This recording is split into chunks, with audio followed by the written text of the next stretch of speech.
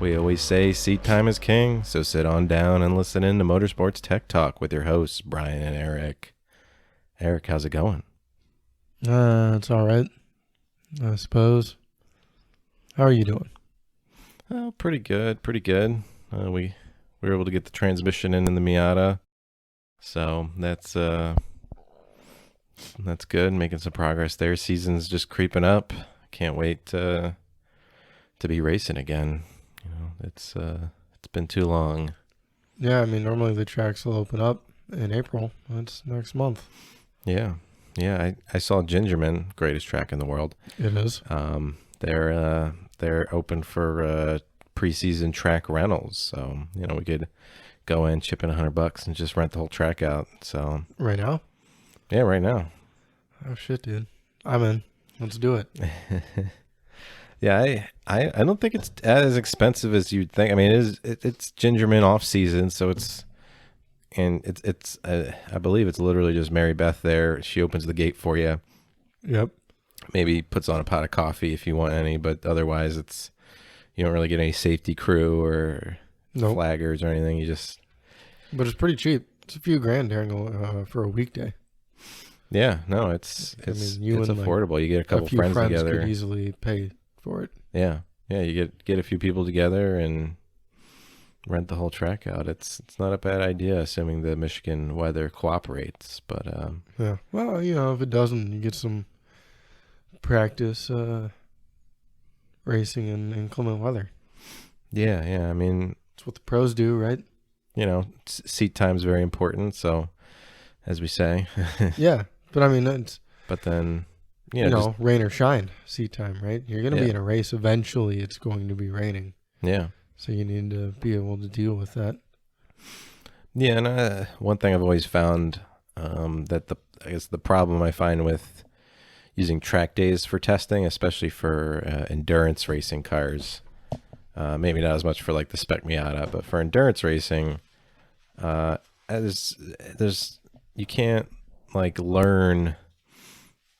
You kind of can't learn as much from just 20-minute sessions. Like you need that full like 2-hour stint or whatever, so you can get your fuel capacity, your fuel kind of fuel range numbers, and as you start to get into like you can't really get the brakes as hot in 20 minutes as you will in 2 hours, and there's just a lot of things that can come up in a full endurance race versus just going out for 20-minute sessions. Yeah, I mean, certainly for reliability, right? I completely agree.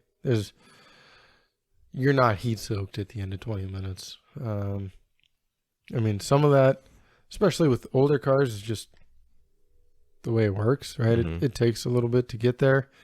But, I mean, now, especially with higher performance cars, manufacturers sort of design them to not have a problem in a 20-minute session. Yeah. Which means if you're going to go take it out for an endurance race, you're not going to learn anything if you're only doing 20-minute sessions. Yep. Right? Yeah, there's plenty of cars that won't last for 8 hours, but they'll do it for 20 minutes. So.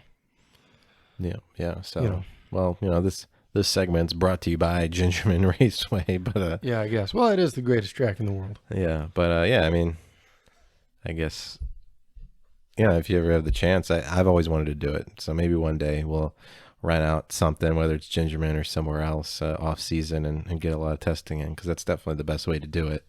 Yeah, I mean, legitimately, weekday during the season is only a couple grand at Gingerman. And considering that you wouldn't be doing 20-minute sessions, dollar per track time is considerably cheaper than a track day, bro. Mm-hmm. Mm-hmm. And you get yourself and a couple friends out, call it development work on your car, and it's quite reasonable, honestly. And obviously, with us being in the region, we all know that track like the back of our hand, so it's more of a you can focus on the car, and obviously Gingerman's a pretty forgiving place, and so I mean it's just good for shakedowns and tests. So Yeah, no, it's great for that.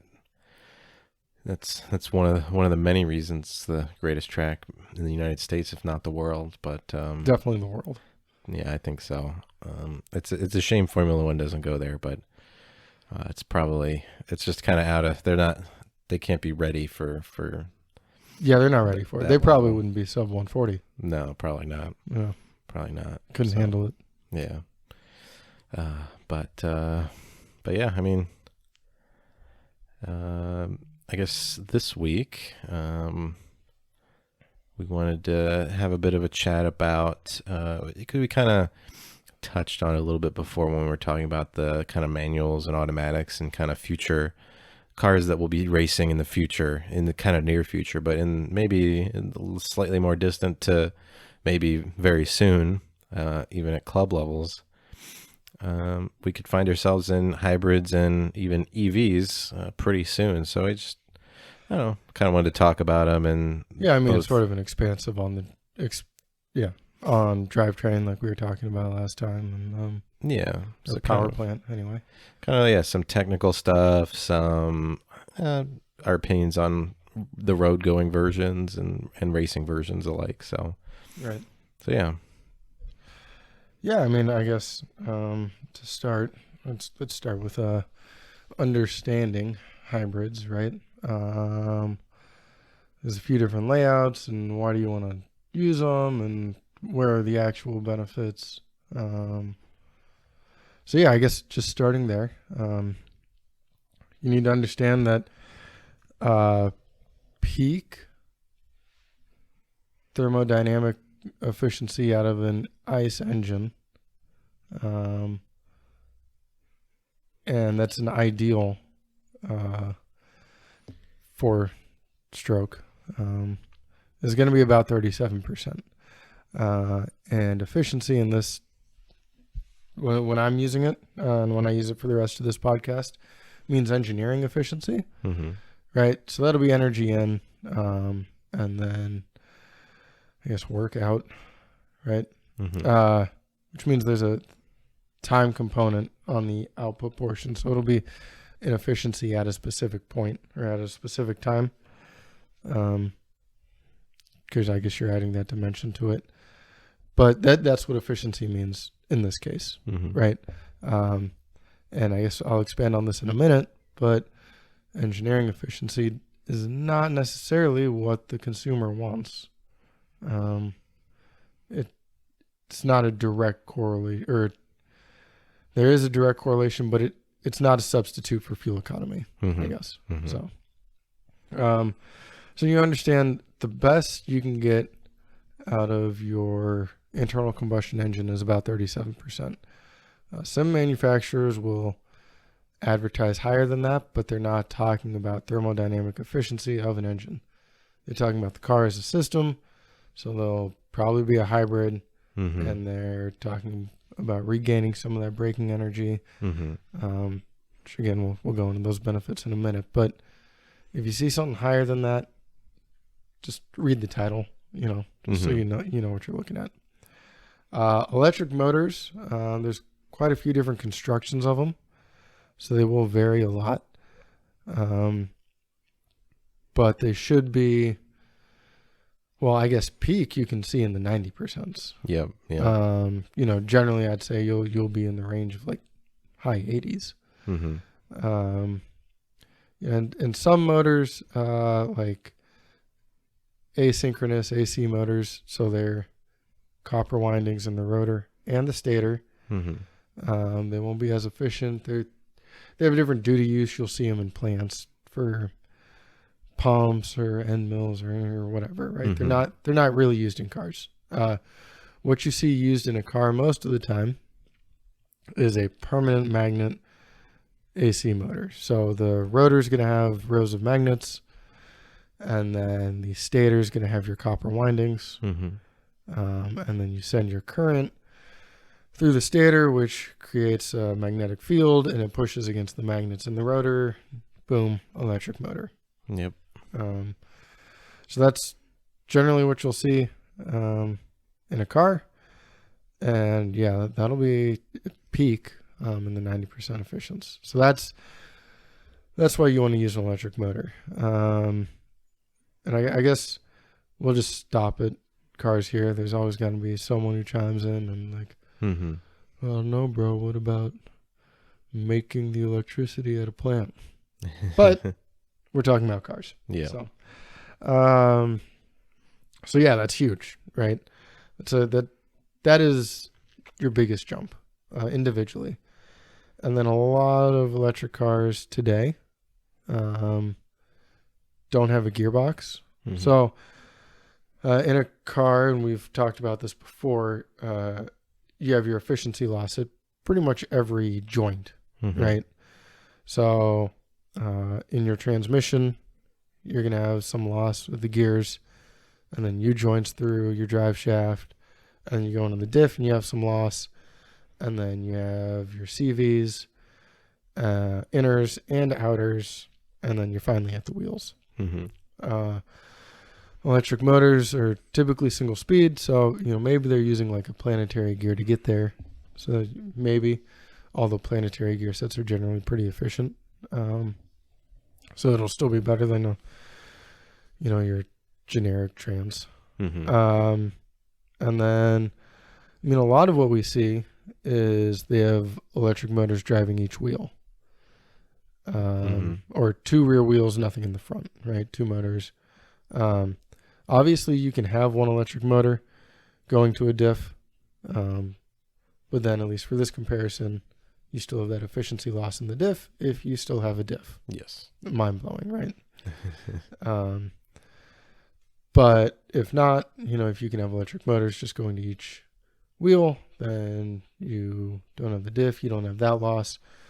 So your whole architecture, really, you can eliminate some of your inefficiencies, and your power plant is significantly more efficient, which is why people are moving to BEVs, right? Yes. Or battery electric vehicles. So that's awesome. But let's see where the hybrid part comes in. So you have parallel hybrids and series hybrids. That's the word. Series hybrids. So it's weird, at Pratt they used the inverse of what I heard at GM and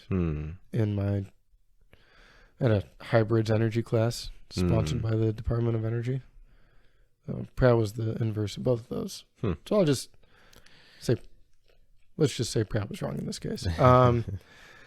It's interesting though, because you'll see when I talk about it in a second, the electrical architecture description will be the inverse of the mechanical architecture description. So a parallel hybrid mechanically would have all your electricity stuff is in series with each other. But anyways, let's I guess roll it back a second. A parallel hybrid is a hybrid vehicle that can be driven by either power plant, right? So you have an internal combustion engine and an electric motor. Either one of those can drive the wheels. And that's the way the news goes. That's pretty much it, right? A series hybrid is the electric motor drives the wheels, but you have your internal combustion engine powering the batteries, right? That's your generator. The replacement for your range extender that you'd see in some BEVs. So why would you do that, right? Why are you trying to go to hybrid and have a internal combustion engine anyway, right? So what we talked about with the peak efficiency is that you need to understand that you have an efficiency map, and if you're at home, you can Google this pretty easily. Just internal combustion engine efficiency map. Bunch of pretty pictures will come up, and your peak efficiency will be at some combination of RPM and load on the engine.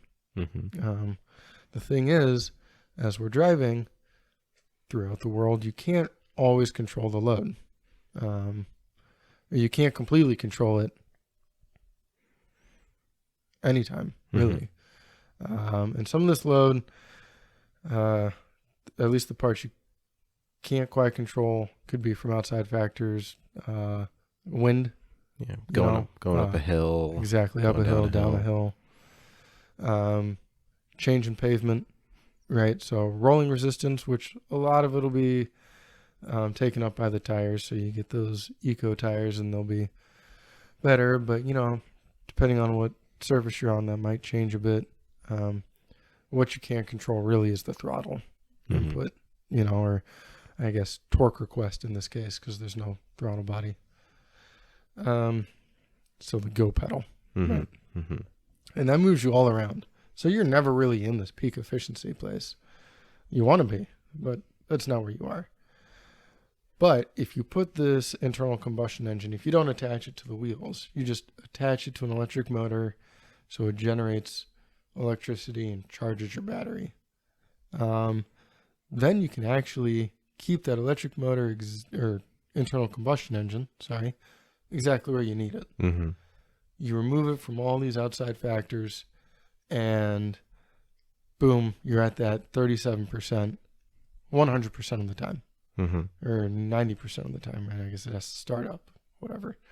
So now your ICE engine is in its peak efficiency range, and the thing that's dealing with all your outside variables, when it gets out of its efficiency island, oh no, it's down to 85%, maybe 70. It's still double, right? Yeah. It's still phenomenally better. So I guess that's the cool part about that. Yeah. Series, I guess, for example, series hybrids, the first gen Volt was a series hybrid. Yep. Exactly. And the Prius was a parallel, I believe. Yes, and still is. So yeah, that's your most common example of parallels would be your Prius.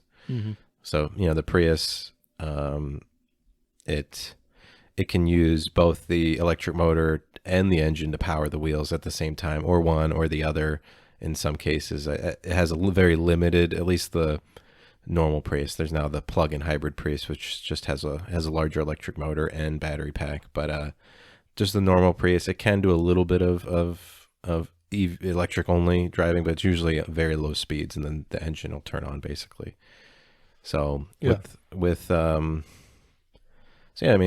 series hybrid, the biggest advantage is being able to run that engine at its peak efficiency and then take advantage of the higher efficiency of the electric motor, without needing as large of a battery pack, right? Manually using the battery pack is kind of we can talk about capacitors, but it's an energy storage / transfer device. Yeah. Really. So it's both transferring and then storing when you're, because there'll be times where it'll cut off the engine if it can. Maybe you're doing lower speed things and the battery's fully charged, and right.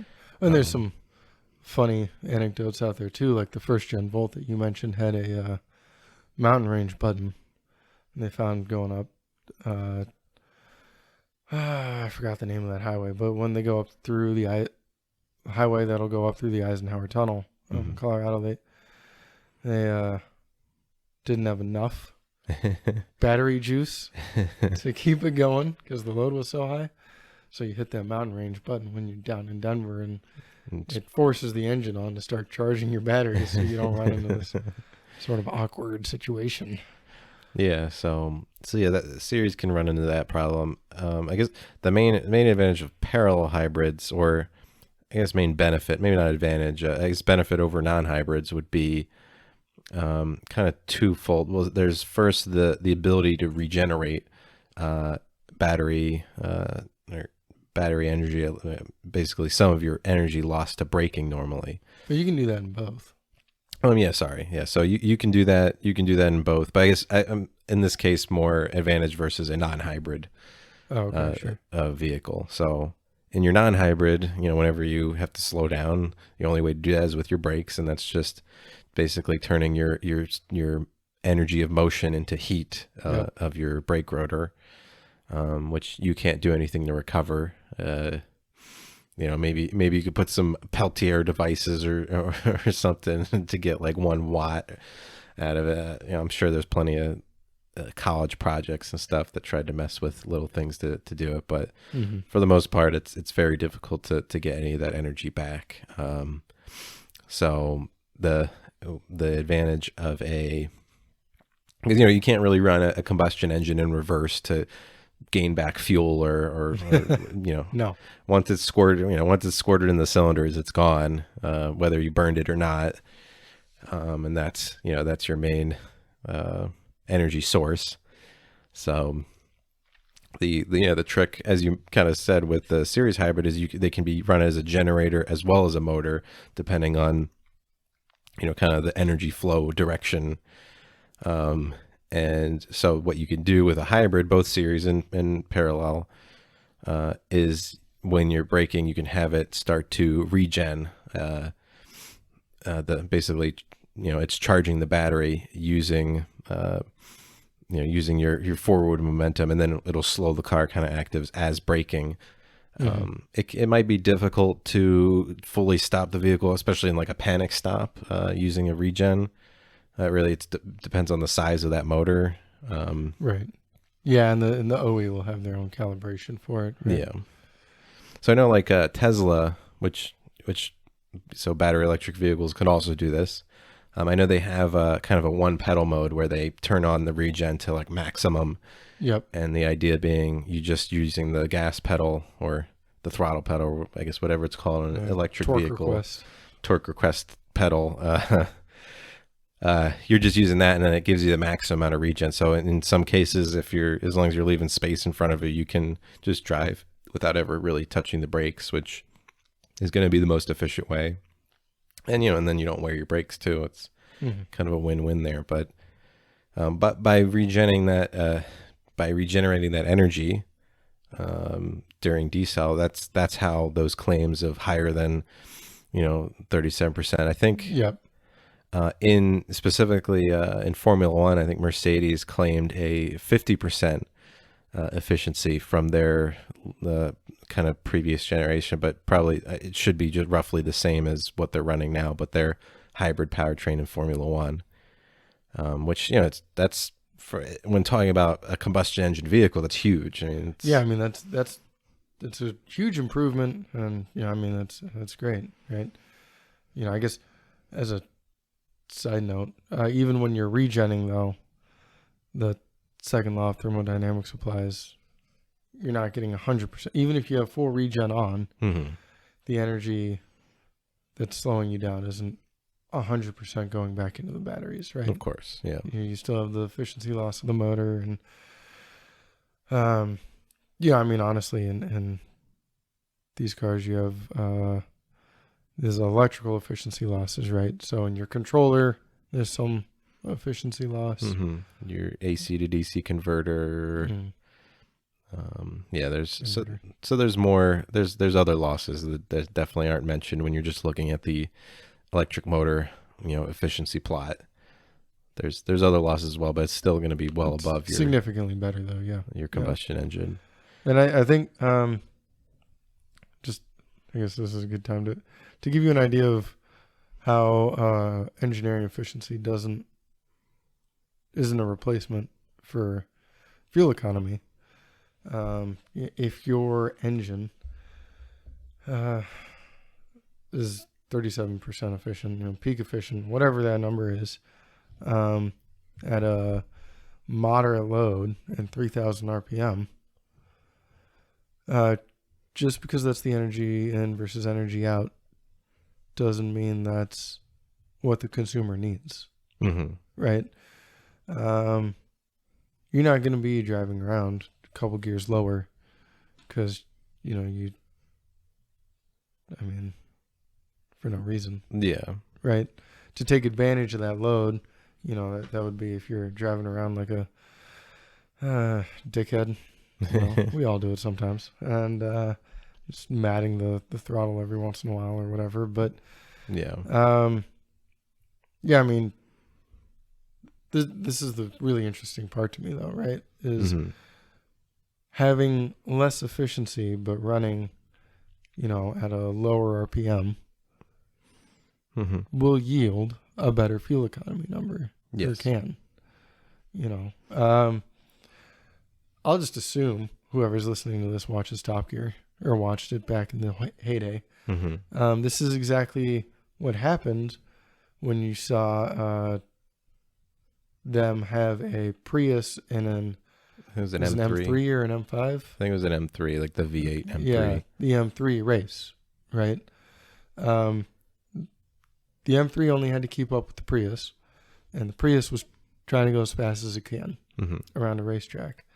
The relative load on the V8 was significantly lower than what it was on the Prius. So they're driving so hard with the Prius that they're way outside that efficiency island, right? But because 8 cylinders, you know, it's sized for, you know, a lot more load because it's a sports car. That was really in the efficiency range of the M3. So this is why you saw the M3 actually have better fuel economy. Yeah. It's just because where it's sat in that efficiency island. Yeah, and also has a lot to do with, of course, I mean, that what they're trying to show there is it's how you drive it, right? And then, and then what they're designed to be done. You know, the Prius, you're supposed to be very gentle on the throttle if you want to get really good fuel economy. Yeah, I mean, they didn't design it to go around the racetrack, right? Yeah. So you know, your 4 cylinders, the same load or same outside parameters, same drag, wind, grade of hill, tires, whatever, will have you'd have a larger effective load on a 4-cylinder than on an 8-cylinder. And those are sized for normal driving, right? For driving through town, maybe highway runs. You know, these engines are designed to be efficient in that area. Yeah. The M3 is not. It's meant to go faster on the racetrack and whatever. Yep. Right? So, but then all of a sudden, if you significantly increase that load, right, you're just matting the shit out of it and trying to like keep all your G's and whatever. You know, that's where you see this switch. But yeah, I mean, I guess it, you know, it is how you drive it, but it's sort of what it's the parameters the engine's designed for, really. Yeah. So. Yeah, and so yeah, you know, we kind of talked about efficiency gains, and yeah, most hybrids, at least when they originally came out, were all meant for, you know, higher efficiency, better fuel economy, better gas, lower gas consumption, better, you know, keeping you spending less time at the pump and spending less on gas, and also lower emissions, better for the environment and everything. But then I guess in you know, in recent years, we've actually seen a lot of performance hybrids. Yeah, I mean the most notable are the big three, right? And obviously there's more. Yeah. But the biggest ones would be the LaFerrari, the 918, and the P1. Yep. You know, again, there's more. This is Koenigsegg's making their own thing. The newest NSXs. So I'm not trying to ignore those cars, but these were when these came out, they were the big three. And personally, I think it's a beautiful combination. I think architecturally, outside of the weight, which I can get into in a second for what I think will be best, but hybrids are meant to be race cars.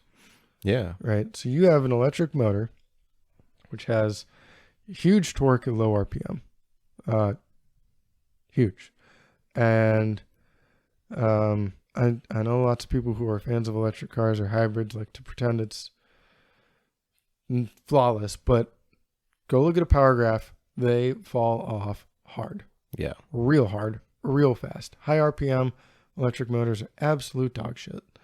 The thing is, high RPM for an electric motor is like 18,000 RPM, which is why they can get away with having a single speed for most of these.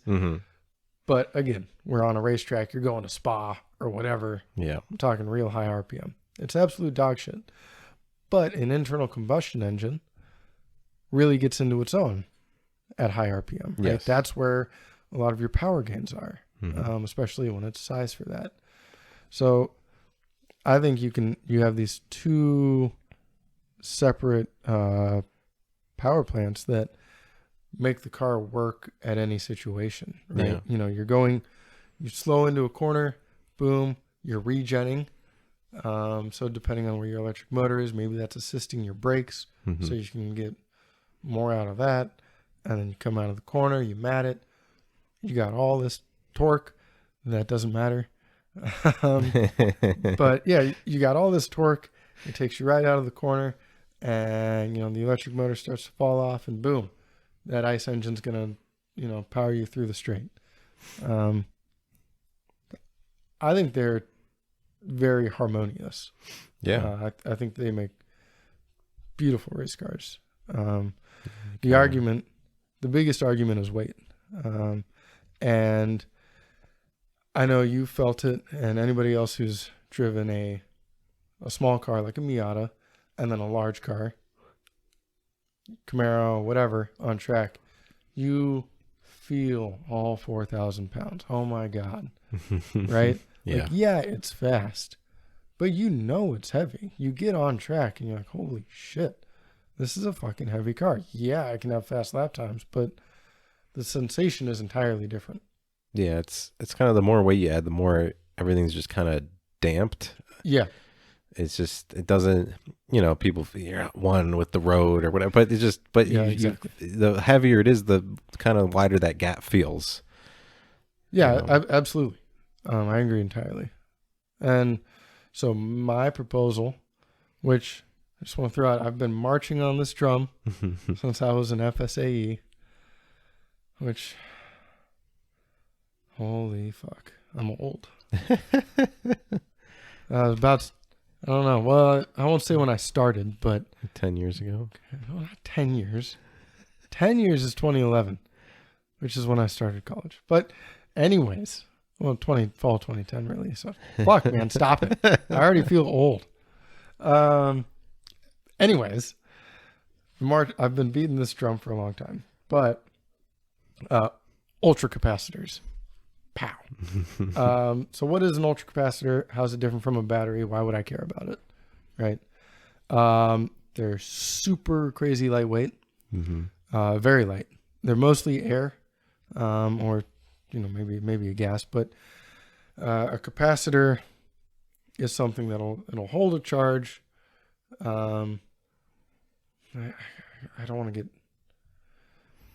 too technical now. We can get into it later, maybe with a different segment. But you have two plates with your capacitor, and you have a giant gap in between them, so your electricity is not flowing. And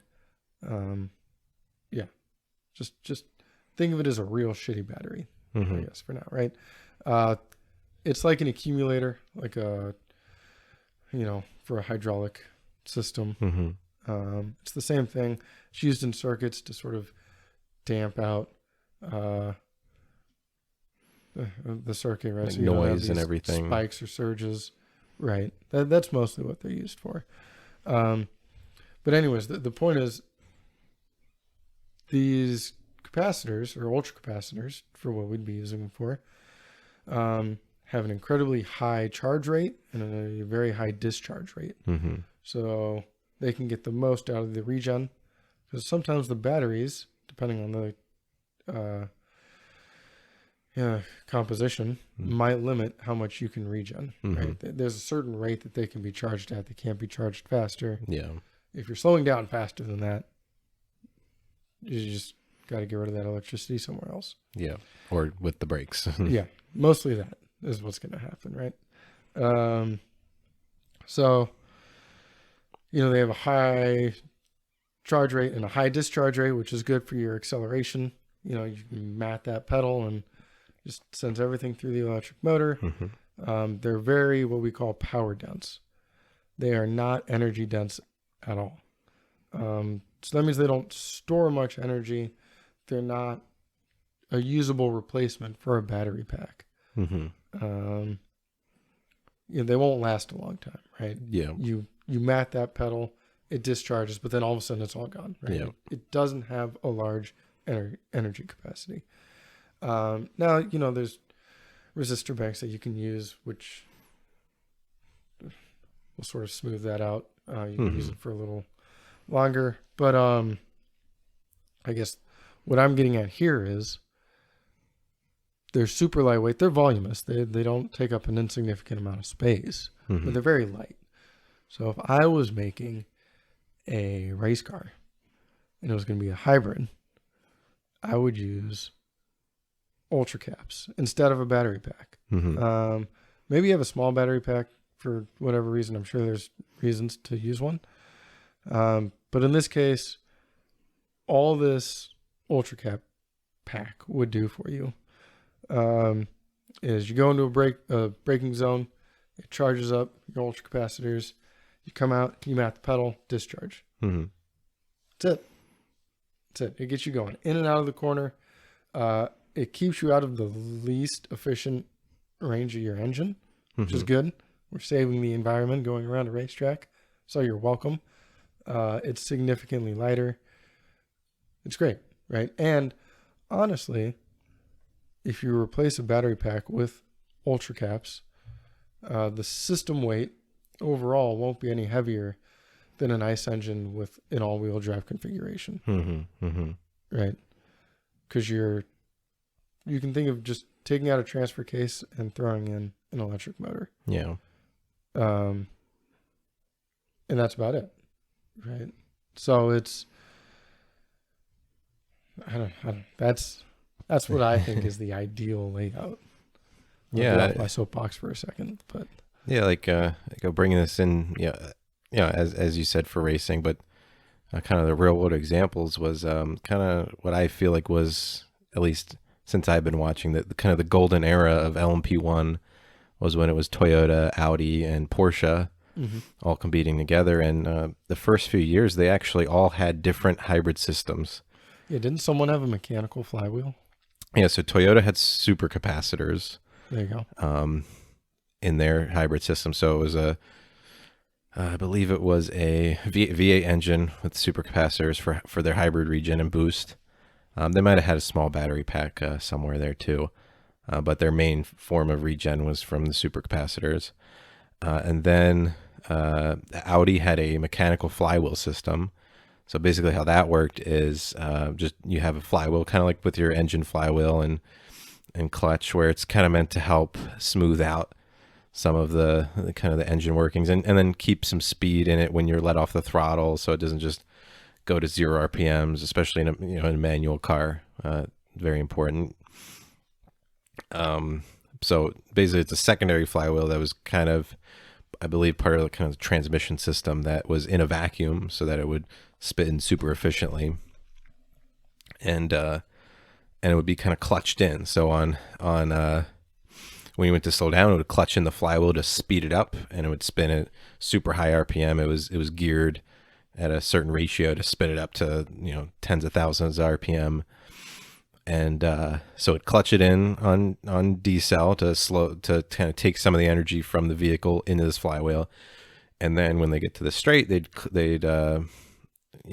clutch it in basically onto the engine side to then use, or basically clutch it back in. Now that it's spinning much faster and has a lot of energy, they clutch it back in and it would give you that boost. So it was purely mechanical, which is very cool. I mean, it's maybe by the definition, like not a hybrid in a sense. Hybrid, I would consider that. Yeah, I mean, it's still using two different, I guess, forms. Just not, I mean, we always consider, well, a lot of times you think of battery, right? Right, battery, you think of electric motor kind of. Yeah. But at least that was their original version. I think at some point they might have had a flywheel one that then charged a battery or something. I can't remember. I could be getting that completely wrong. But their original version was just a mechanical flywheel system that I believe was designed by Williams. And then the final one was Porsche, which had a battery system, which they actually had two forms of systems or hybrid systems.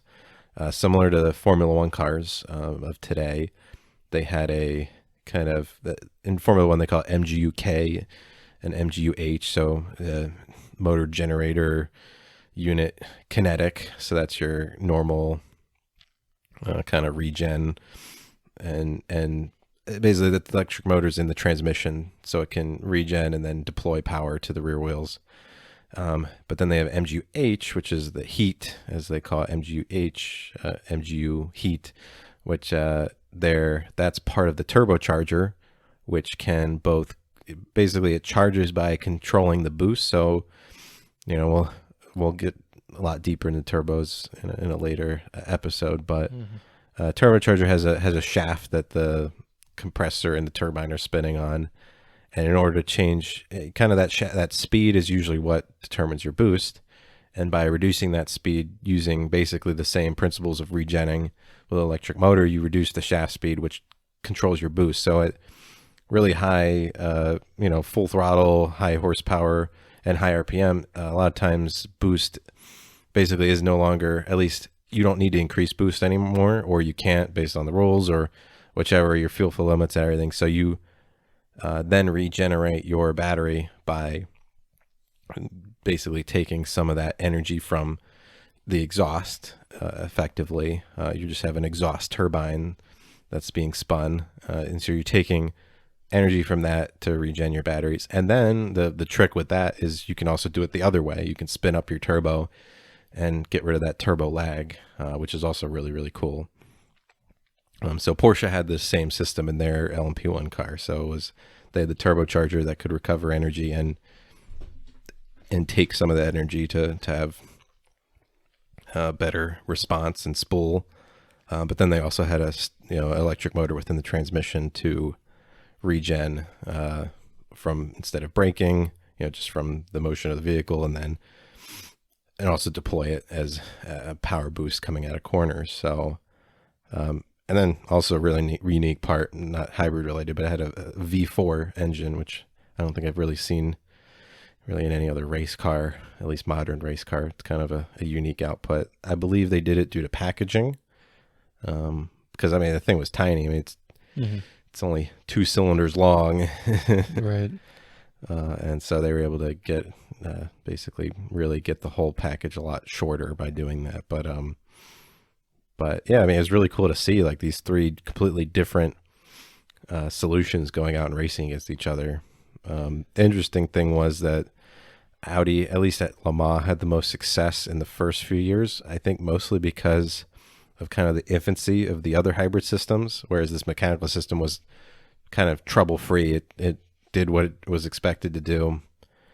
But as they changed the rules to basically allow for more and more energy recovery or energy usage per lap from the hybrid system, the flywheel system just kind of had a limit to how much it could regen. And since it really couldn't do it as much during driving, and then it couldn't use it as effectively as an electric motor can. So ultimately, they still stayed with that system because it was, they've proven it to be very reliable. But basically, the other competitors found that increasing their hybrid capacity more and more yielded kind of a better ability to manage that energy more efficiently throughout the lap. So they'd have more opportunities to boost when they needed to and regen when they needed to. So later on, we saw Porsche start to win multiple Le Mans. Toyota was about to win one, and before they had a wastegate solenoid fail on the last lap, which was heartbreaking. Later, Toyota got some wins, but those were kind of uncontested without the big brands there. But all of them would. Toyota would have some. They would get pole, or they have the overall lap record right now. Porsche had a bunch of wins, and then Audi had, up to that point, kind of the most wins in a compressed period of time. They were just winning. Seemed like every year, but right. But it is interesting to see the variousness of those systems, and it's like another system that exists that most people probably don't know of, but is, in my opinion, really cool. Is like a hydraulic powered hybrid vehicle. Mm-hmm. So. And this kind of goes back to basics, but we're talking about efficiency. One of the worst periods for efficiency in a vehicle is moving from a stop, right? I think semis use it's about 10 gallons getting up to speed from a full stop. 10 gallons, right? It's huge. And this is just based off inertia, your standard, F equals ma, or an object at rest must stay at rest, motion, stay in motion sort of thing, right? So it takes a lot to get something up to speed. And once it's there, it's a lot easier to keep it there. So understanding that, we look at something like a garbage truck. Massive, stops every 20 feet. Gross, right? So what some places had done is when it would come to a stop, they had a hydraulic system that was pretty much attached to like a PTO. And you'd have a clutch, and as you're coming to a stop, it would engage this hydraulic pump and just pump fluid into these accumulators and build phenomenal pressure, right? And then as soon as it goes again, these hydraulic accumulators release and get the dump truck moving again, right? And we've seen some of this on like other smaller but still similar vehicles. I think they tried it out on some mail vehicles at one point, but large dump trucks pretty much with large PTOs is where these were really used. So I think it's cool to see, this other hybrid technology used all over. Yeah. There's a lot of different versions. There's so many different ways to capture energy and right. try to use it again. But as long as you're creative with it. Yeah. So yeah. Honestly, that was my favorite time to watch racing, was the World Endurance Championship during those years. You just had all that variety, really good competition. And it was just really cool to see all the technology. Later on, at least Toyota moved to battery, but that was mainly because of the energy, the higher need for more energy, at least to compete within the rules. Because maybe it's not, and it's kind of hard to compare these systems directly in that sense, in the racing and WEC sense, because all of them have a minimum weight. The cars have minimum weights and caps to how much energy they can basically use in a lap, both from fuel and from the kind of hybrid power. So because of that, some solutions just will come into favor better than others, just based on kind of the rules. Maybe not based on their efficiency or lightness or anything like that, just more based on kind of what they can get the most out of the rules. So that's kind of hard, at least to look at those cars and see, oh, well, Toyota won this many races or Audi won this many races. So that system must have been the best. But maybe just for those roles, it turned out to be the best, or just in that kind of that level that the technology was at the time, that was the best solution. But then, later we see it adapted to Formula One using similar systems as the Porsche LMP1 car, and they've been using that for a long time, and that's how they were able to achieve that 50% kind of, like, not really engine thermal efficiency, but more overall kind of power unit efficiency. But yeah, I mean, there's so many different ways to kind of to use that energy better. It's when you start combining them together, that's where you can start seeing these gains. But of course, you increase complexity and weight.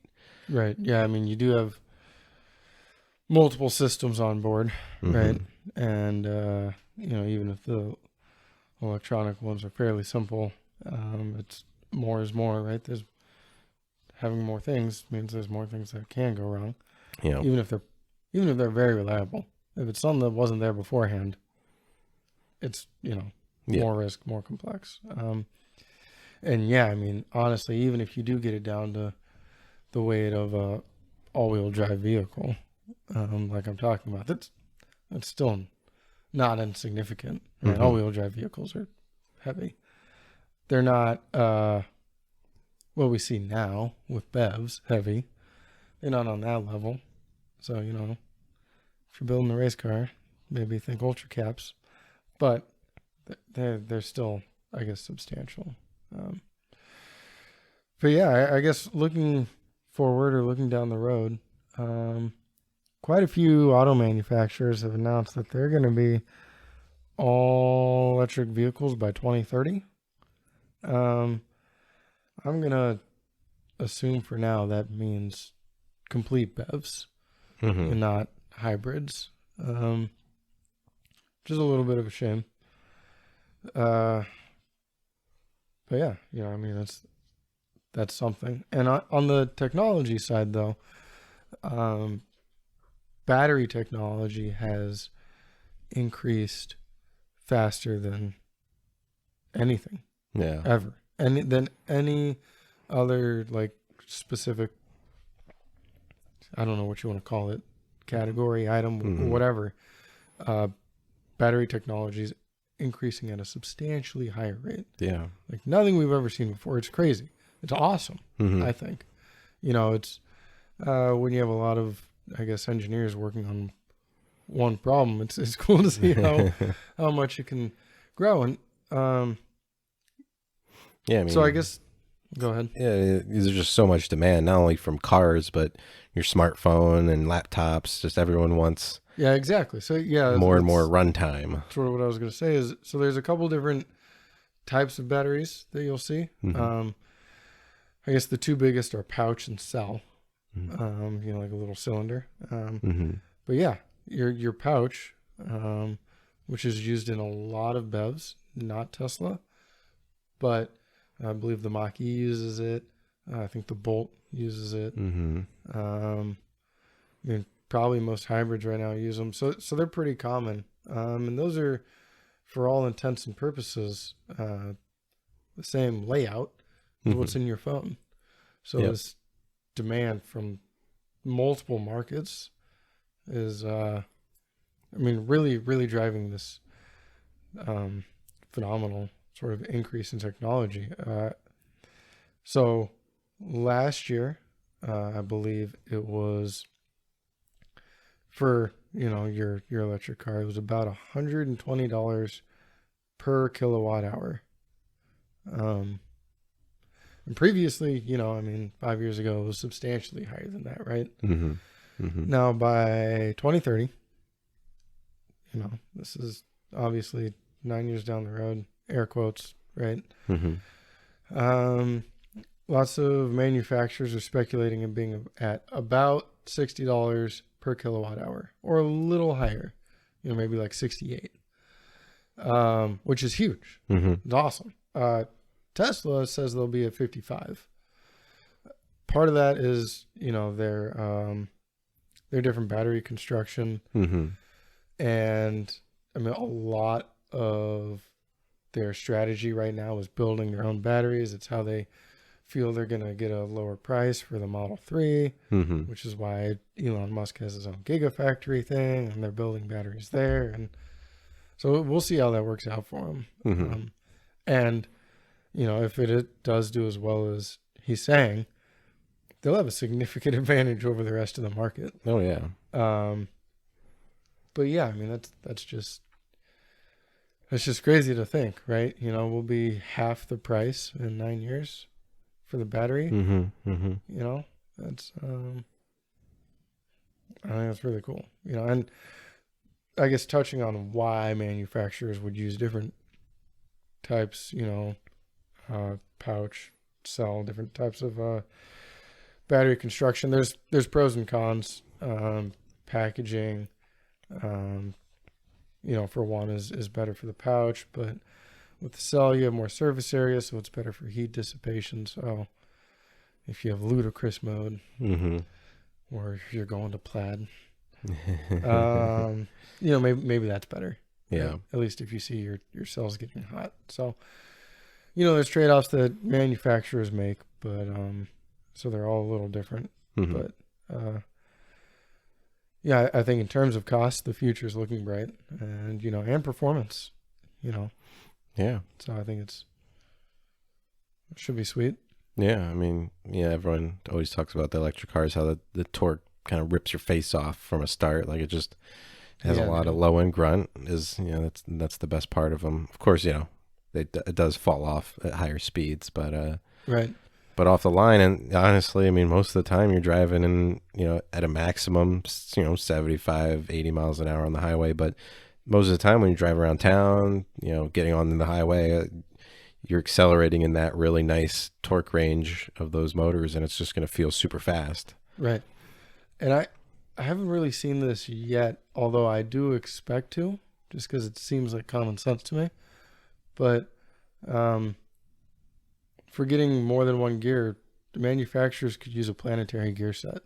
Mm-hmm, They're mm-hmm. relatively compact. They're incredibly strong. Um, so the Tesla. What was the first one that came out? Model S. No, before that. Oh, the Roadster, The Roadster. Yeah, exactly. So the the Lotus. original Roadster, not the one they're talking about having in however long. That had a gearbox. I think it was only 2 speeds, but Mm-hmm. then grenaded all the time. Uh, electric motors have a high impact load. And also, if you ask electrical engineers to design a transmission, I don't know why you'd expect any better. Nerds. Yeah, um, I believe the Audi e-tron has a 2-speed. okay. So Okay. they're showing up on sub cars. Yeah, and I mean that just Or expands your capability so much. And they're compact and super strong. Like I'm surprised you're not seeing everybody slap a planetary gear set on the end of every motor. So I actually, guess if you're having 4 per wheel, then that's a lot of gear sets. But yeah, maybe it wasn't 4 the total. e-tron. I think the Porsche Taycan has a 2-speed. Okay. At least in one of their versions. But although that, I mean, the Porsche, one of its main markets is going to be Germany and the Autobahn, so higher speed. That's a more bigger consideration for them. Whereas, It's like an overdrive for them. yeah, exactly. So, but yeah, I mean, I'm sure we'll see it more and more often as things progress, and yeah, or you'll just see more. I guess it depends, because it is an efficiency loss adding those gears in there and everything. It's Yeah, just but again, like a planetary gear set's in the 90s. yeah. It's So 90 something percent. Like it's huge. It's not your dog box or straight cut gears or anything. yeah. No. So it's still pretty good. So I'm sure we'll see it more, especially in vehicles meant to go higher speeds, kind of like the Taycan. But I don't know. I think I guess some more advantages with especially a battery electric vehicle is being able to place those batteries kind of wherever you want. So ideally, like what the Tesla does, they're basically making this like skateboard of electric batteries that the whole car kind of sits on. Yeah, it's a very common approach. I think almost all manufacturers are doing that. Yeah, yeah, and it's I don't just mean putting the batteries low, but like lots of them are just doing a body on frame. Batteries are low in the frame, and they're putting on different bodies. Control C, Control V, and it's all the same like electrical architecture, but different body. yeah, and it's pretty cool to see. And although because of that, I mean, you'll see. Tesla claim, because of that, the CG is so low, so the handling is amazing. But as we said, it's still really heavy. Like, yes, the CG is good, so you don't have as much body roll, but you still have that inertia of the vehicle. Just when you're trying to change direction, everything just takes longer than it would if you're in a little 2,000-pound Miata. So, Yeah. Which is the greatest car ever. yes, yeah, But yeah, no, there's no getting around the mass, unfortunately. yeah. And yeah, no, I haven't driven one. I've talked to a few people who said the ride for those, at least a Model X, was lacking. I don't know, but I mean, it's nice to be able to put your CG super low. It's also nice to just be able to cut out weight, right? But hopefully this is something we'll see continue, right? I mean, right now a lot of batteries are some sort of lithium based, battery. Probably, I think most road cars are probably like a lithium iron phosphate. Mm-hmm. Just because that's one of the quote safer, more stable versions, right? Mm-hmm. There are some that have a higher energy density and charge discharge rate, but Yeah, I think. they're not as friendly for road use. But I've seen a lot of like experiments going on with different battery chemistries. Yeah, So I think. maybe eventually we'll be able to get into something pretty lightweight. Yeah, I think a lot of the kind of first gen hybrid and EVs were on nickel metal hydride. Yep. And then they got some. I think And some were NiCads. Yep, that's right. Yeah, so there's going to be more kind of better chemistries, I guess you could say. It's a part of those is because of their, I guess, availability, and then for lipo or lithium iron phosphate, it's that safety aspect of it. The thermal runaway is a lot, I guess, harder to get to. But yeah, I mean, there can be improvements in chemistry. There can be improvements in then power density and those kind of things. I think I feel like the way though we're going to see most road cars go is that they're not really going to use that maybe improvement in battery efficiency to reduce the weight of their battery pack. It's more just they're going to increase the range. Yeah, no, I totally agree. I think that's most of what we'll see. Hopefully someone, if we got to that point, would, like the Mazdas of the world. Mm-hmm. Which I love Mazda, by the way. All their vehicles have great steering response. Mazda, fantastic. In other news, this podcast is brought to you by Mazda. I'm just kidding. But no, I do agree though. They'll use it for a range extension, and I guess it's something to think about is, for the most part, the periodic table is not expanding, right? Mm-hmm. So chemically you'll be somewhat limited, but I guess the implementation is different, right? I know when I left, I don't know how well it was going, but the chemistry department at CSU was developing like a copper foam based battery, and they were claiming some super energy density, and it was going to be relatively lightweight. I don't know where that's at, but I guess even if periodic table isn't growing, there's how you implement different elements can help you out. Yeah, and then I guess kind of boiling this down or getting back to our kind of our usual topic and overall kind of theme of this podcast, which is club racing.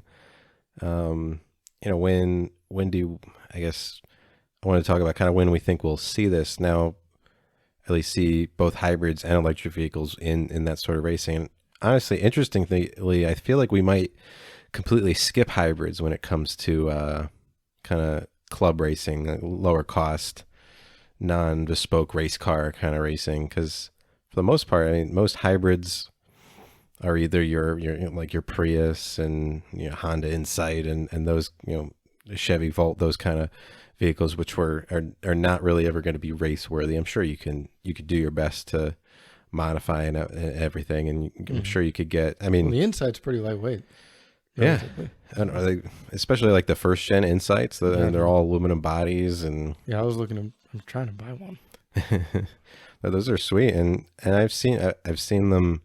I mean, I've seen them used for drag racing, but then you do a K swap or something. But because the body's so light, that's the reason for using it, and it's a very streamlined vehicle too. But yeah, I mean, like some of those cars, I think they could find their way. Like in a first gen Insight, you basically maybe make your own kind of controller and everything. Put in like a Motec or something. I think they have some Motecs that and software available to control hybrids now. Do they? Yeah, at least there's one guy who has a Time Attack 350Z that put in a kind of a bespoke hybrid system into it, and he's able to control everything through the Motec basically. Motec makes something that big? No, I I mean mean, like that's a from lot of from just the power. logic side, Oh, not okay. as much, yeah, not like a DC, you Yeah, know, not the inverter. yeah, not an inverter, and yeah, so they Okay. still have to use, you still have to use I think in that project he was using those like Reinhardt or whatever, now Yeah, those whatever are very. They seem to be the favorite of like everyone. yeah, Really. whatever Okay. they're called now, but anyway, like yeah, you put some bespoke controls and maybe tune up the engine a little bit, and or change the battery pack, add more voltage to it, by adding more batteries basically. Yeah. Like there's ways you kind of soup Yeah. up your hybrid, right? Yeah. Yeah. I mean, for sure. And I mean, I guess right now you can see there's I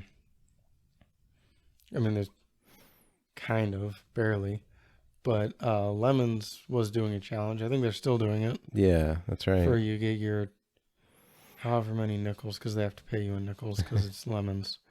If you make a bev and win. Hmm. Um, Granted, going through it, that would pay for about most of the vehicle, not entirely. Yeah. And fuck, man, I don't want that in nickels. Holy shit! Yeah. If I just dropped like 30 grand building an electric race car to compete in Lemons, they give me nickels, lose my mind. Yeah. But yeah, I mean, there's I guess some incentives to see it in club racing Yeah. right now. But yeah, but that's going right to EVs. I just feel like we'll never really see hybrids kind of No, at club well, levels. especially with us poors, right? Yeah. You know, we touched on it, but why would you have the added system complexity if you don't need it, Yeah, and right? If you're doing EVs, it's got to be for some reason. Either that's like your thing and you're really into it, or you're trying to win this lemons competition, or it's mandated or the yeah, rules it's mandated, or it's your class. Why would you double the cost of have another powertrain in there? yeah. You know. Yeah, and then if you're just taking something off the street, like I said, like everything's either economy car or just super expensive supercar. Mm-hmm. Like maybe your lowest entry would be like an i8. Those I think, were. is the NSX cheaper? And NSX might be around that cost, so Yeah. you'd be looking at NSX i8. I'm sure there's other ones. There you go. Totally budget friendly. Everybody can afford one of those, right? Yeah, exactly. So you'd get you're not gonna, and that talking like Champ Car, that's gonna be like 6 billion points. So Yeah. not you'd be running it in EC, but yeah, I mean, but you could go right out and get a Prius Insight. Now almost so many different hybrid models now too. Get a F-150 hybrid or something. That's right. And you could race that. Do it. Do it. But yeah, I mean, but I don't really see it. I think because most of them are geared towards economy, kind of like we talked about earlier with, the M3 versus the Prius, when the Prius was just driven flat out. For the most part, it's just using the gas engine that doesn't have kind of enough time to regen. And because it doesn't have a super high, regen rate due to just the very small electric motor it has. Mm-hmm. And they didn't need it. Yeah. Right. They didn't design it for that. So. No, it was only meant for like coasting down to a stop from, so when you're slamming on the brakes, it can't regen fast enough. And so you're at the point where you're barely using you're just carrying around extra weight. And then you have this anemic 3-cylinder engine that yeah, is just trying its hardest, but is struggling at, whatever RPM it revs to. And it was designed to be used mostly at the lower rev ranges. So yeah, I mean, I think it's going to be tough to see that be competitive in any sort of series. Maybe someone, like I said, Time Attack is where I think we might see some hybrids come in, but mostly your big mega budget Time Attack guys. Because and most of those, at least the one I know of, that 350Z is On Point Dyno or something, 350Z.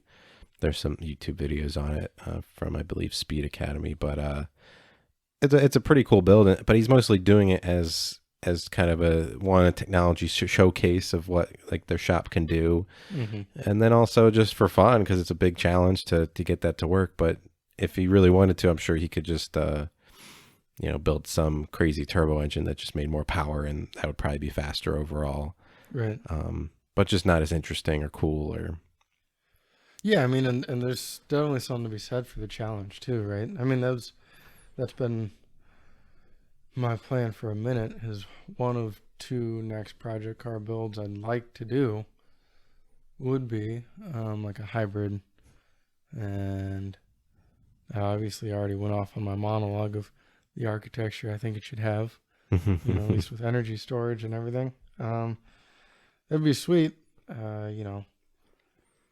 Even if I did it on the cheap, though, I'm looking at like 35 grand, and I can't stomach that right now. Anyway, maybe one day, but yeah, I don't know. It is cool. It's fun to showcase. The challenge is interesting, and I think you can get done properly. You can get this synergistic machine that'll just, make everybody else sell their cars when they get home.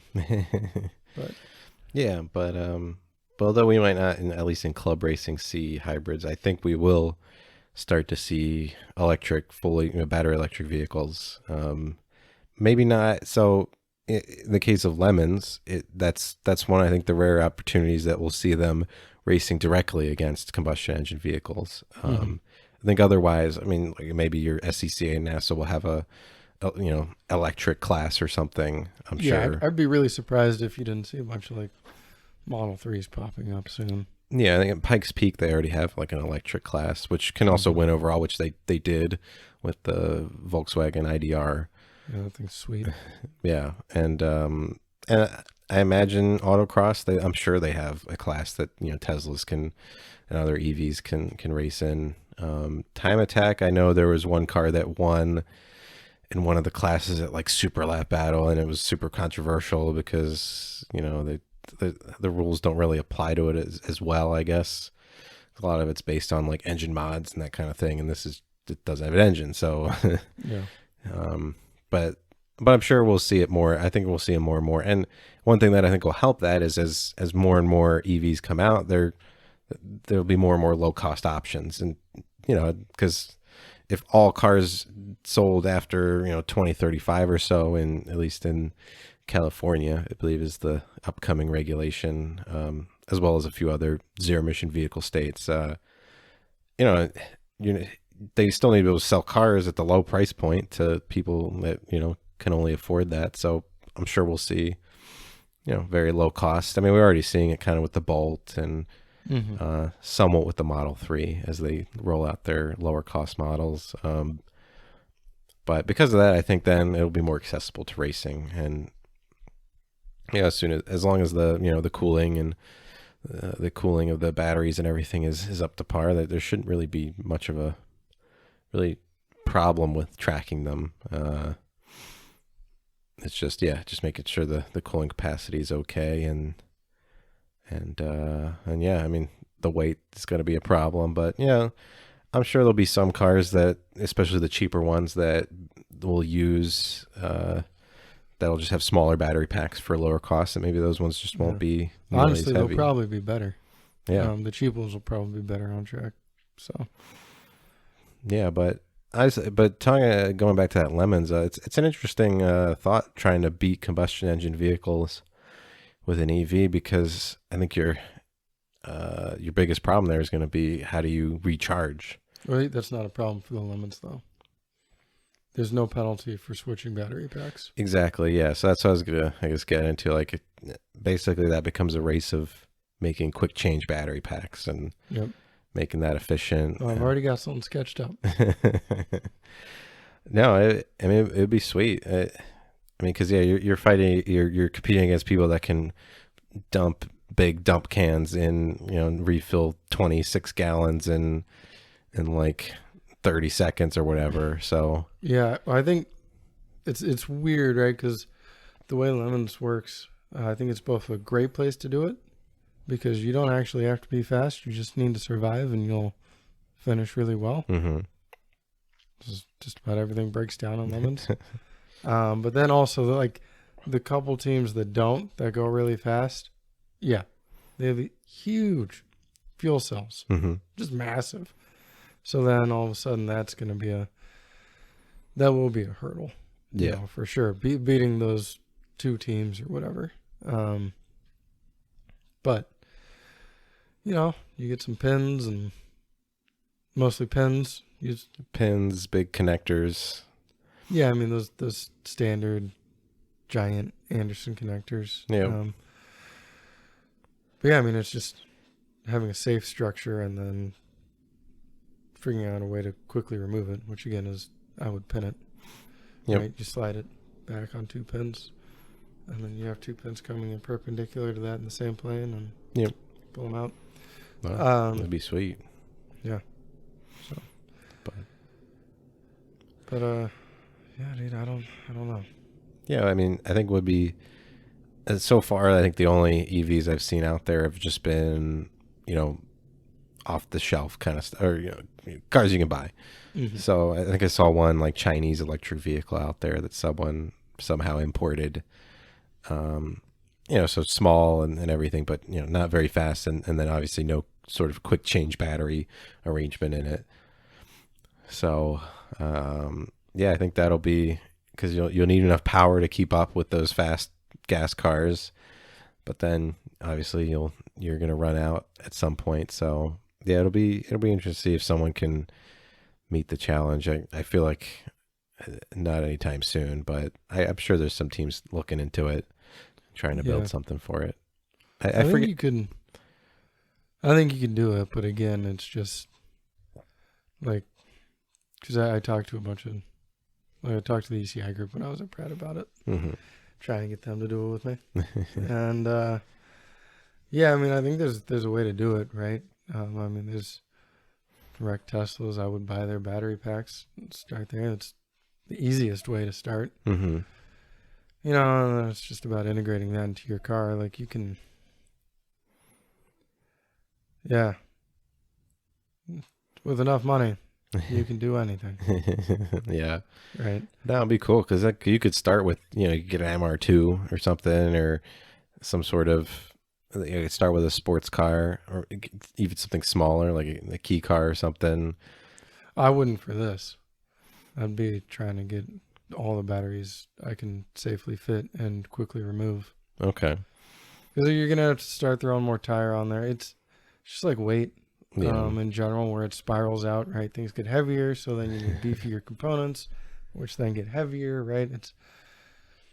It's stupid, but, I mean, none. Lots of these electric cars don't. They have those eco tires, right? Mm-hmm. So all of a sudden, throwing some RE71Rs on there, and your range drops dramatically. And then you go with a wider tire, and it's even worse. And yeah, and just be about getting a lot of energy on board, and then also being able to change it pretty quick. So yeah, I don't think Lemons has a minimum pit stop time? Yes, no? No, they don't. There's kind of a factored in minimum pit stop time, in that you have to, at least at most tracks, if not all of them that they do, you do your pit stop within kind of the paddock area. So you have to drive out to do it. Your driver change is separate from your refueling. So, but ultimately your refueling isn't timed or anything. So it's as fast as possible. Yeah, it's just you have to follow the paddock speed and drive through. And so I'm sure if you show up with an electric car, talk to them, they'll be super psyched to see it, and they will give you the most advantageous paddock spot there is. I'm sure, right? Yeah. So that might help a bit, Mm-hmm. right? Show up and be nice. But yeah, that's the key. Yeah, because I've seen. So some of the, I forget what the maximum fuel cell size, but they just have a flat, you can run this big of fuel cell rule in there. And I think it's somewhere around 26 or 28. Maybe it's 32. It's a lot of gallons. Yeah. So if you're, teams with the faster teams with the big engines, your V6s, whoa, and then some V8s. Yeah, there are You know, if they have, say, like 30 gallons and they're dumping, you know, those quick fill jugs, which hold around a little more than 5, depending on how much you put in there. You know, I've seen them. Some can fill from like 8 to maybe 12 seconds or so. So, you know, if they have to do 6 of those, then it's like a minute for them to refuel.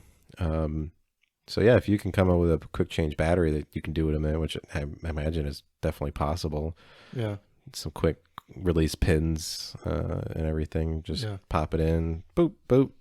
Put your, you know, connect your electric connections back in, and then boom, it's ready to go. So you wouldn't be at a loss there. It's more just making a powertrain that isn't too heavy, but then also has the capacity to let you go 2 hours or so on a charge. Yeah. So that would be your challenge. And then of course you'd want to take as much advantage of regen as possible.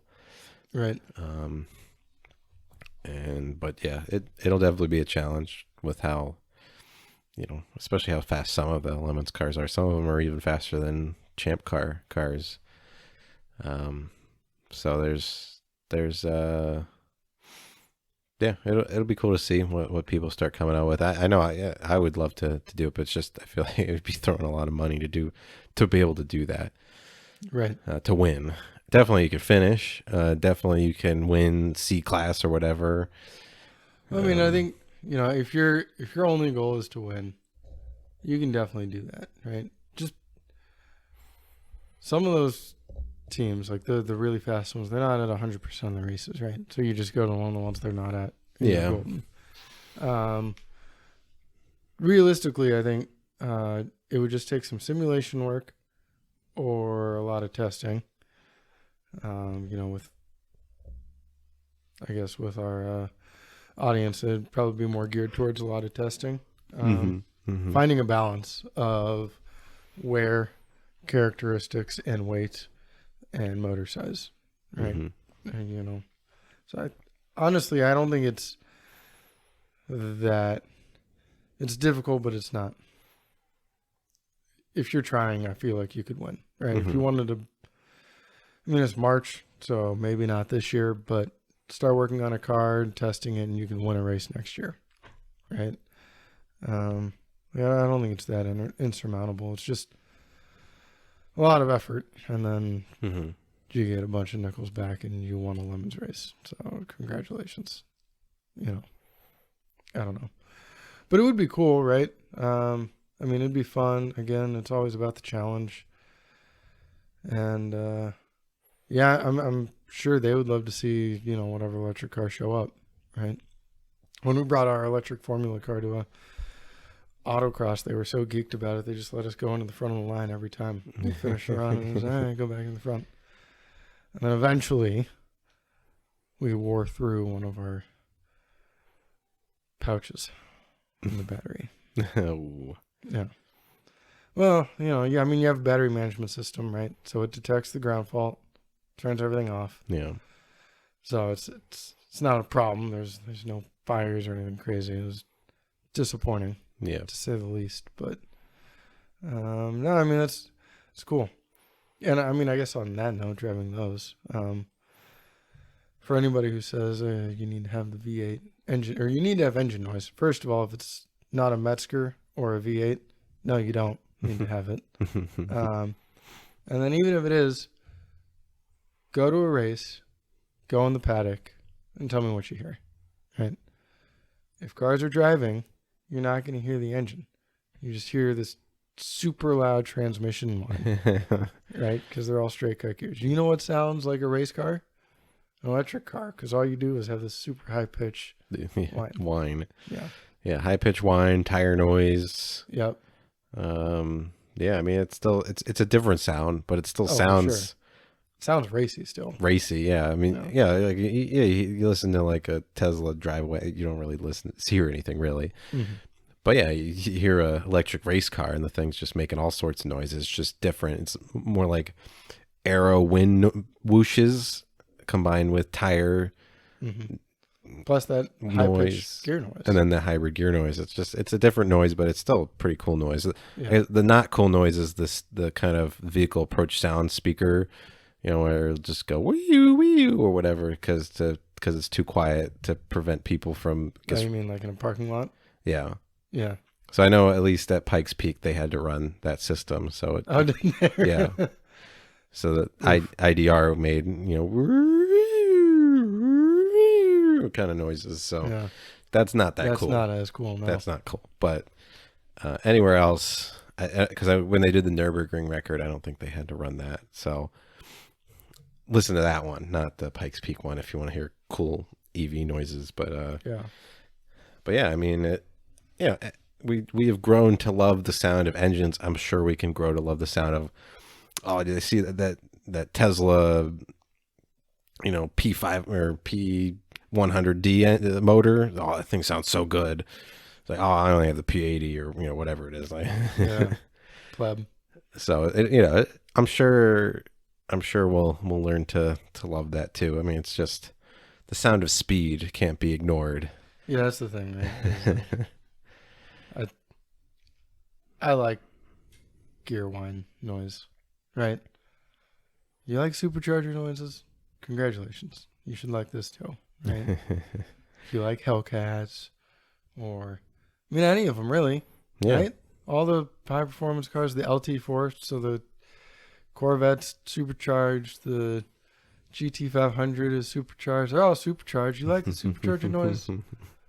Here's a electric race car for you.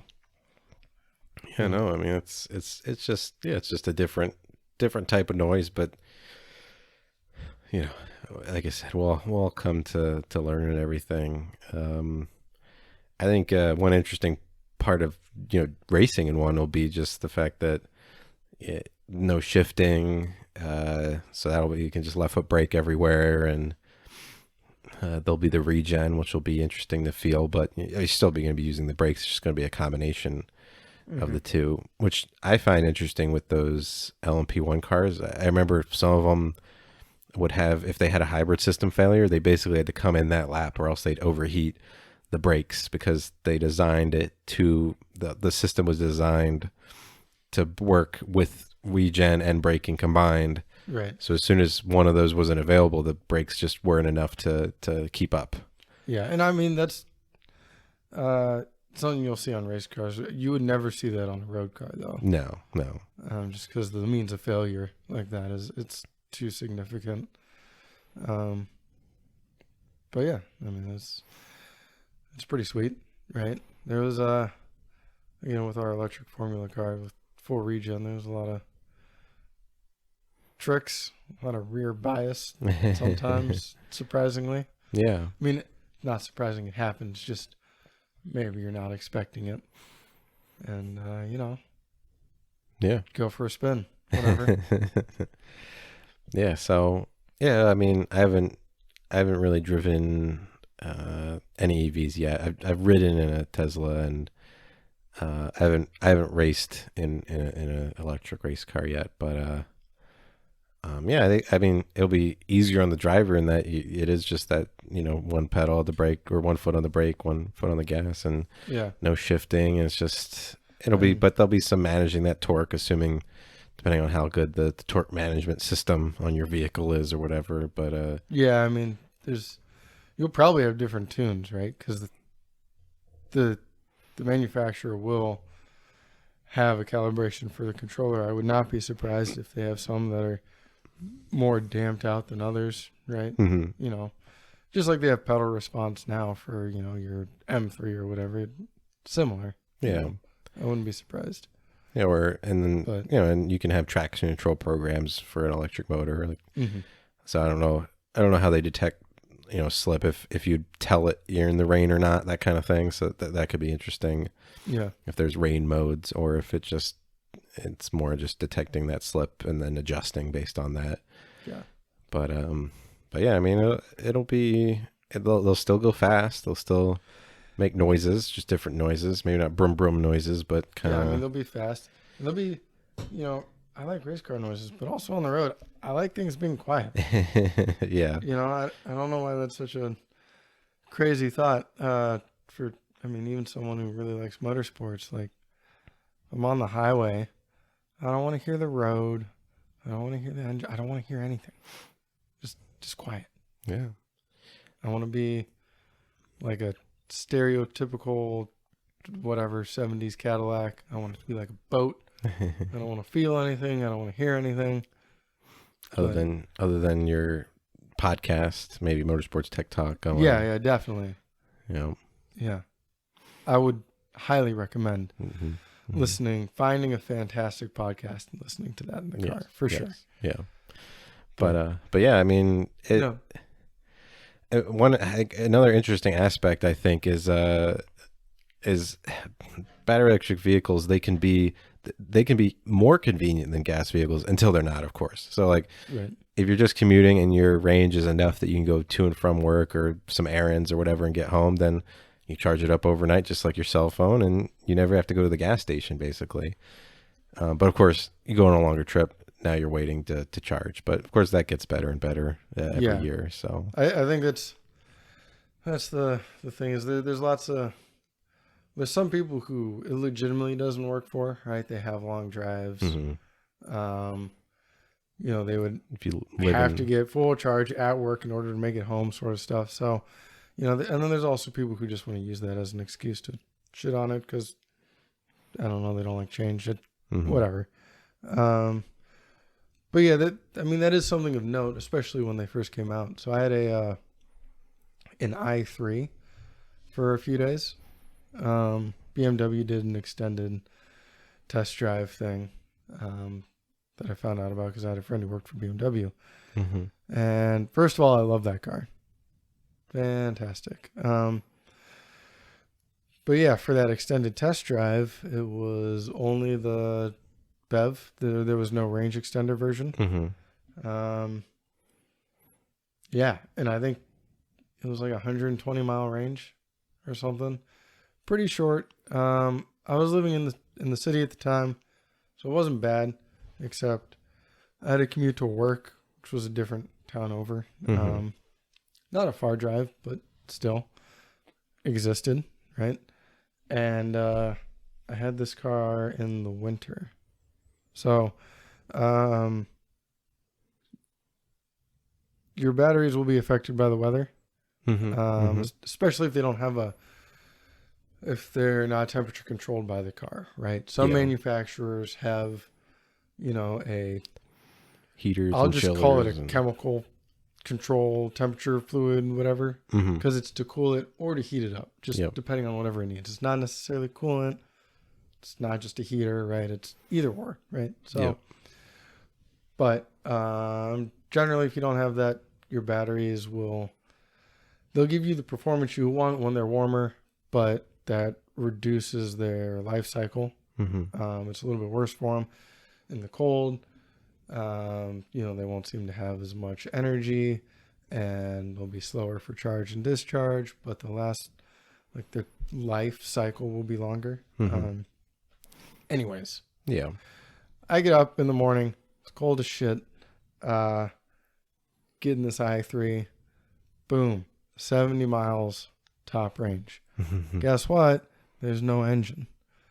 So to get heat on in the car, you need to turn on the heater, which is a heat pump.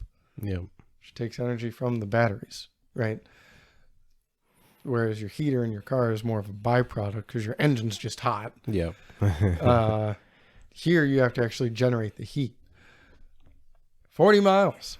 What the fuck, dude? It was a stretch to go to work and back and not die just because it was so cold.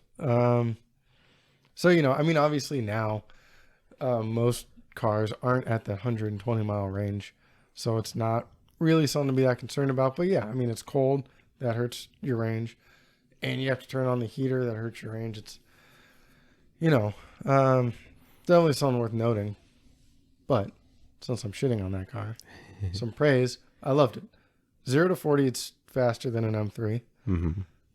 Shouldn't be a surprise. 40 is not that crazy fast. But there was someone who, I guess the i3 is ugly.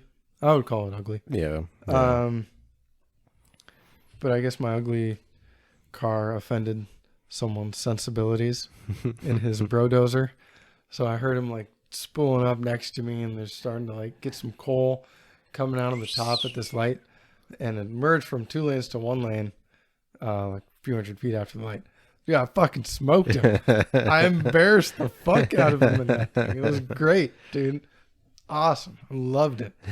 Yeah, and you know, I mean, about that car in particular, it's pretty roomy on the inside. I like the interior, and lots of breweries are generally eco-friendly. Mm-hmm. I don't know why. I mean, I do know why, but whatever.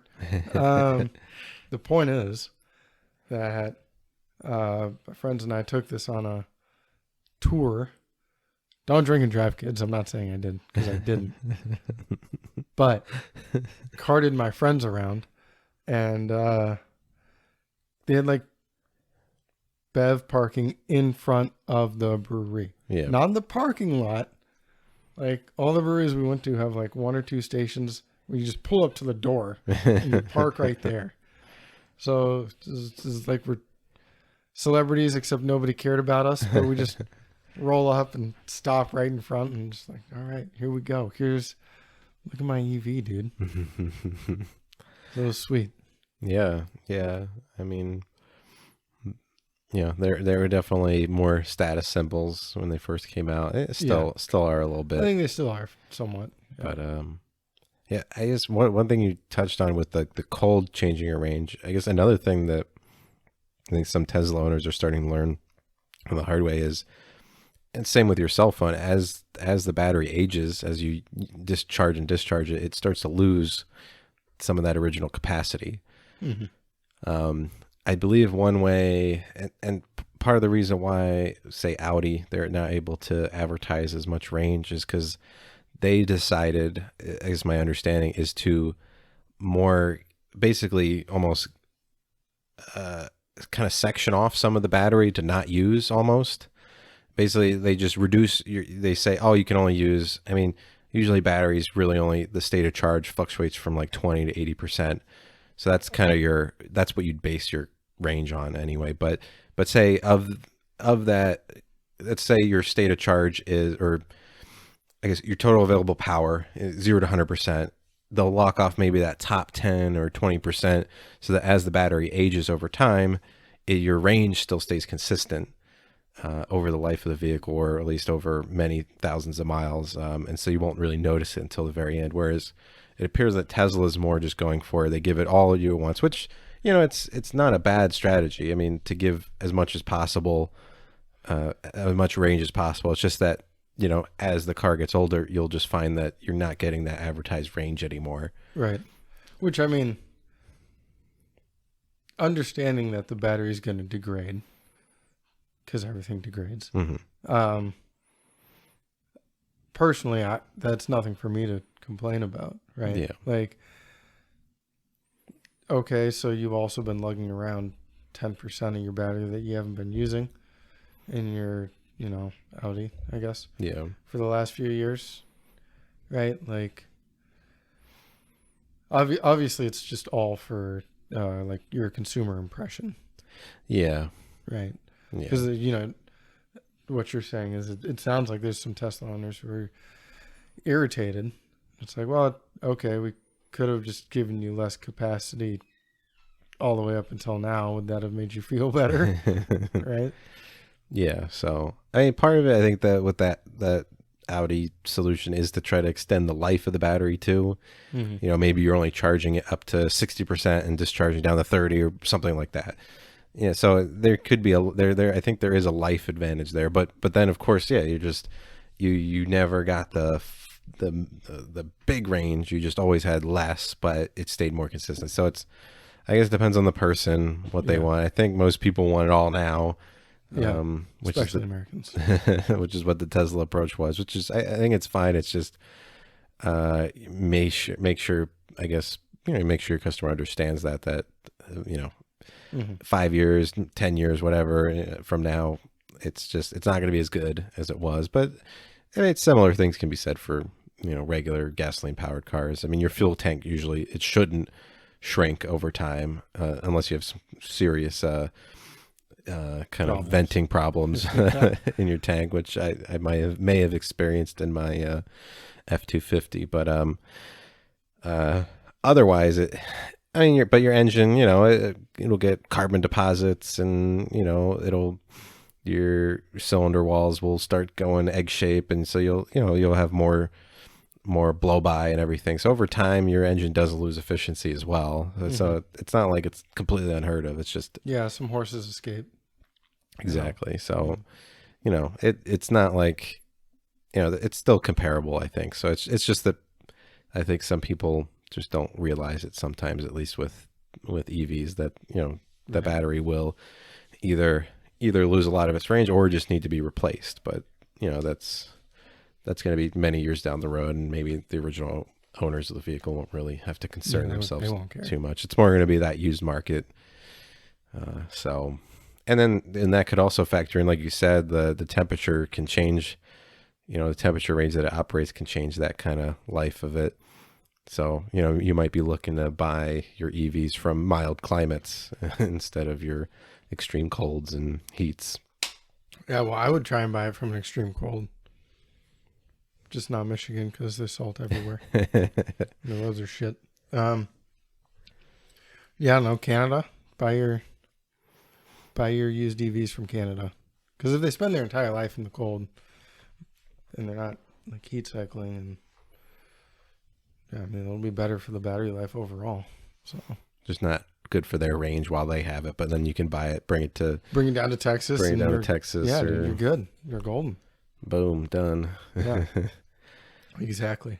But I think I could see myself getting an EV at some point, or at least a plug-in hybrid. So something that allows me to run full EV when I need to, but ideally also has the gas engine for longer trips. But I could see myself getting something like that, or maybe even just a full EV in the future. But for now, I'm not ready for it.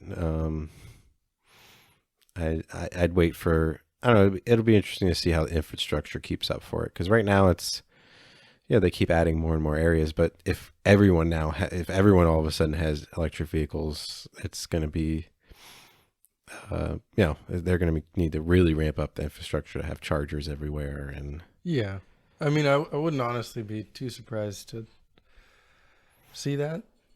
I think it's very well known that that's a limiting factor, because there's quite a few electric cars now that'll get to, I don't know, 80% charge, I think, in like half an hour, which isn't bad. Obviously, it's not, the 2 minutes pumping gas, but that's not bad. If you're on a road trip, you watch part of an episode of whatever you're, all about, have a snack, and then you're back on the road. Yeah. Right? So, and I just think, plus one for capitalism, the demand would absolutely create it, right? Yeah. Honestly, a lot of manufacturers have already committed to supporting it. So between them and the government supposedly saying they'll support it, but they're pretty useless. I think we'll see it, but I don't know. Obviously it's a weak point right now, but so all these manufacturers, I believe Ford said all BEVs, I think by 2030. I know GM did. I know Volvo did. Volkswagen made some promise. I don't remember what it was. So if that's their plan, right, and all of a sudden 50% of the cars on road are not gas, like, how hard would it be to change your infrastructure to just swap out pumps for electric plugins, right? Yeah. Big picture, not that hard. Obviously, if you talk about every gas station everywhere, it's a lot of tear up, but running, high powered isn't crazy. People run it to your house. right? Yeah. It's I don't know. I don't think it's as nearly big of a problem as some people seem to think it will be. Mm-hmm. You know, I mean, obviously it's something to address and to get around, but you know, I don't see it as being a showstopper or anything. Yeah. Yeah. So I think, I think maybe we can wrap up there. I think we, They rambled on long enough, I guess. yeah, but yeah, I think, it'll be interesting to see how, the car market develops and, how racing kind of responds to it and everything. We Yeah. already have Formula E and everything, but Right. I'm sure we'll see more and more. So yeah, we'll keep a lookout for it. I'm looking forward to trying out some electric race cars. It could be pretty sweet. Yeah. No, me too. I think it'd be great. So. But yeah, I mean, I think that was, we went longer than I thought we would on that. But that's kind of every week. We end up doing that, but that's just because we just love talking about this stuff. Love talking to you guys and going as deep as we can without hopefully losing too many people. Yeah. But yeah, I mean, I think just last week we had some nice feedback on I believe our Facebook page is really nice to see. So yeah, I mean, of course, if you have feedback to the contrary of what we're doing, let us know. We always we want to improve, but if you like it, let us know. We love to see that. We know that then that at least what we're doing is palatable and enjoyable. So yeah, always feel free to reach out to us on our social medias, Facebook, Instagram, at Motorsports Tech Talk. But yeah, I mean, thanks again for listening all the way through this one and all the others. And as always, we look forward to talking to you guys again soon. See you.